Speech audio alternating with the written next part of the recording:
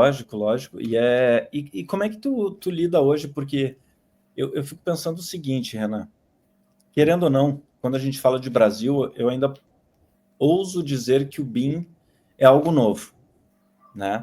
Ou relativamente novo.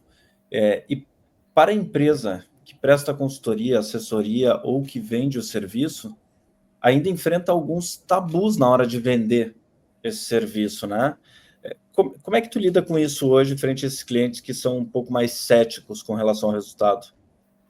Eu tento não vender tecnologia, tento não vender BIM, não vender nada. Eu vou vender resultado. Então, por exemplo, isso que eu falo, que a tua site, ela vai entregar precisão e agilidade. Como eu vou fazer isso? Se eu vou usar drone, se eu vou usar estação, se eu vou usar BIM, se não, eu estou vendendo que essa precisão e essa agilidade, ela te deixa de gastar tanto numa obra, tá? Então, você só vai chegar num ponto quando para o seu cliente você vender o que agrega valor para ele, não o que te facilita. Ah, eu faço o projeto mais rápido, eu ganho uma semana, ou eu otimizo a minha equipe, isso é problema seu, é coisa sua, vantagem sua. Você tem que vender para o cara o que faz sentido para ele. Então, por exemplo, recentemente me perguntaram, um dono de uma construtora perguntou, ó, como é que seus equipamentos atuam com a parte de S-Built? Aí eu falei, ó, eu tenho equipamento aqui, que é o laser scan, vai ter precisão para S-Built, mas eu tô falando de outro equipamento. Equipamento para eu poder locar certo, executar a obra certo, para não precisar ter daquele outro. Então, o que eu tô te vendendo não é eu conseguir ter um S-Built rápido. Eu tô te vendendo eu não precisar fazer porque eu já executei conforme o projeto. Aí o problema tá lá em projeto que você já deveria ter resolvido antes e tal. Ele falou, nossa, primeira vez que responderam nesse sentido, porque o que se propõe para utilizar o BIM no campo, utilizar com essas ferramentas e levar isso para lá, é você fazer de uma vez e fazer certo. E aí vem um ponto interessante que eu acabo, junto com os meus times, Renan, falando muito sobre vendas, e eu uso uma expressão que o bom vendedor ele tem empatia, né? E eu uso essa expressão justamente para a galera olhar empatia, o que tem a ver com vendas, né? Mas no final das contas é justamente isso, é olhar para o cliente. Não importa qual ferramenta você tem na sua mão, não importa o que está escrito no catálogo do equipamento, o que importa é qual é a dor dele, né? E Isso. acho que tu ilustrou super bem isso, cara. Exato, exato.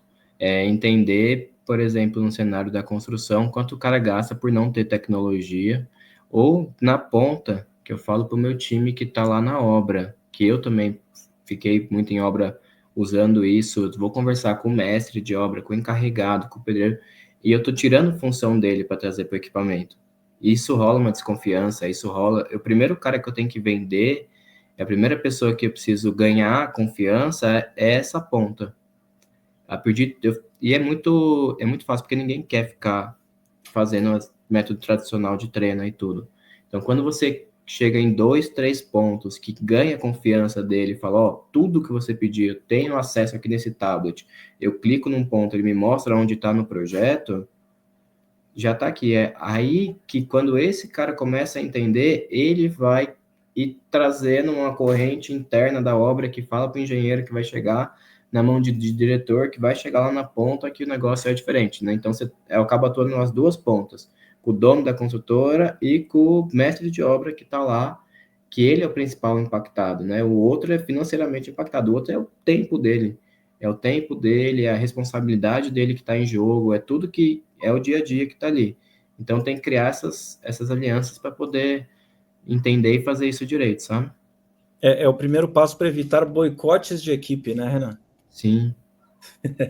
E Renan, me diz uma coisa, na tua visão, assim, qual é o papel da topografia no BIM? Já que a gente está falando com um público que predominantemente atua na parte de topografia e agrimensura, como que esses levantamentos topográficos hoje eles se encaixam nesse novo modelo de construção conectada?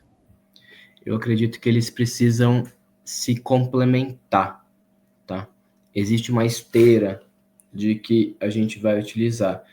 Então, por Uhum. exemplo, eu já contratei muitos levantamentos topográficos que eu exigia que fosse em BIM.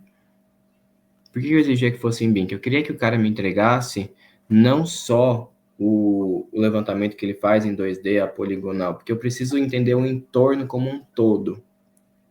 E isso vai gerar uma visão de início de obra que eu consigo agregar muito mais informação do que só uma poligonal, só o 2D, só aquele ponto inicial. Então, quando a gente começa a exigir que a topografia ela seja em BIM, ela vai ter que se alinhar com o escaneamento a laser. Eu vou combinar uma estação robótica com um laser scan, e a partir disso é aquele scan o BIM que o cara vai modelar e vai me entregar a precisão de um lado, o comparativo com o projeto, com matrícula, com todo esse ponto de um lado, e querendo ou não, o cara está me entregando a logística inicial da obra, porque pelo escaneamento eu consigo ver a altura do poste que tem uma fiação, que não necessariamente o cara precisou mapear esse item no projeto, mas ele já me trouxe a informação para que eu consiga analisar e entender minha logística, entender melhor como que eu vou fazer.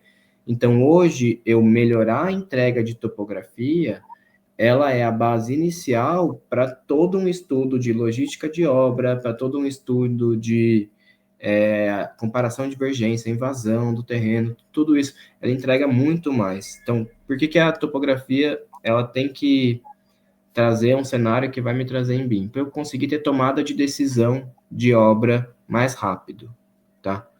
Então, eu consegui tomar a decisão. Se o cara começa a me entregar em BIM, ele não está me entregando em BIM só porque é um 3D, só porque é uma nuvem e tudo. Ele está me entregando tomada de decisão de obra. Ele está me entregando análises que eu vou conseguir de lá, conseguir saber o volume de terra que eu vou escavar com a situação real do terreno.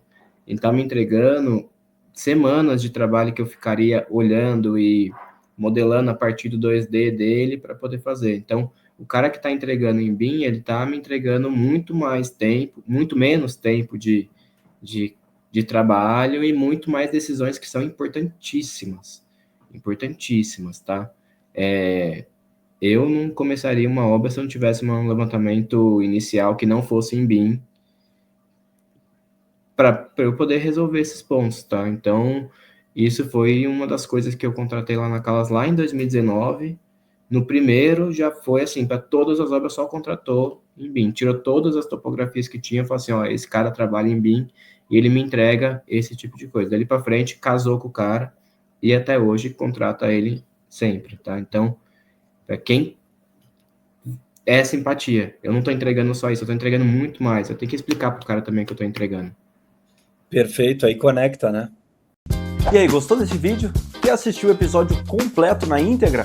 Então é só acessar o canal do Topotalk e não se esqueça, se inscreva no canal, ative as notificações e não perca mais nenhum episódio. Toda segunda-feira, às 20h27, eu tô aqui ao vivo com o especialista e com você.